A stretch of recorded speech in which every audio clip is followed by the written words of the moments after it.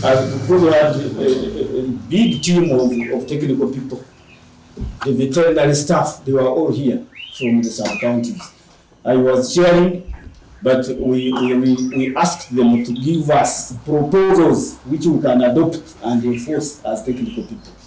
And one of the proposals they gave us was that we put temporary closure on some markets. But there was a provision that if it is within a radius of 20 kilometers from the area that is affected. Ayonjire agira ngo no bamwe babire nibenda emyanya etakomwa konka ngo hariho ecyetengo ekyo kurwanisa indwara egi. That provision was there. But members in that meeting said, no, let's put a temporary closure of markets. Actually, some of them were saying, no, let's put a total quarantine. But we said, no, let's put a temporary closure of markets that curtail the movement of animals from place to place. And we resolved on that. Wedan Mukago or mukuru w'entebe ya gatano ahubwo district ya Kiruhura na yihananjaza abantu okurwa mu district ya Kiruhura okuyimukiramu omurutaro rwo kurwanisa indwara egi. Icyo kubanza government yitu iyabirna bumuyizire ningashi obutwataha mu district tukajya turwanisa kimwe kugira ngo tindegaraka kukinga district abantu bakabona bona nebi byo kureba biziremo nabo kugira ngo abantu bebirwe inako iba bintu baraba mu bwente zabo zarwa. Ecya kabiri twaturiye bebembeze tushemeye kureka ejo kwitaki abantu itwe nyoti nyine nshongana decision yaba MPs yibakoze konka tubaza gukora decision nko shangiye yita abantu munonga.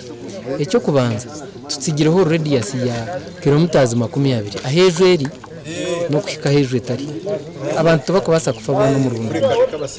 Bamumbebembezi aba district ya Kiruhura na uborekerejwa kweriyo nerwanisibwa mu district egi rindwa ebyo nebari no bagamba ejo nerindwa enkoregana ya bebembezi n'Abariisa hata abo banda barwagati ni middlemen hata abo nyoti nkirizana nabo hati ntuza kutaheberagiro ngo twakinga district twagira ushangiye ngo itonzo jya ngo twakingira Abariisa ninga bashubuzi konka tuyigurira abanda bakuza kurya mbone byo kugira ngo tukuriyetingira abantu ahantu kuza kurira kutwakinga abakenshunga icyo kureberaho twagira ngo rweta muna kinoni na area pate yasanga na Kanyeriru na Nyakashara habo kuba ukwari sports za zejo hata babe barekire kunka barwa gatatu bareke bakora omuri yecho ni supporting cyo kugira ngo barikeho some avenues z'abantu kupakira hejo itakabire munonga itakabira parent munonga barekera abantu ipacuru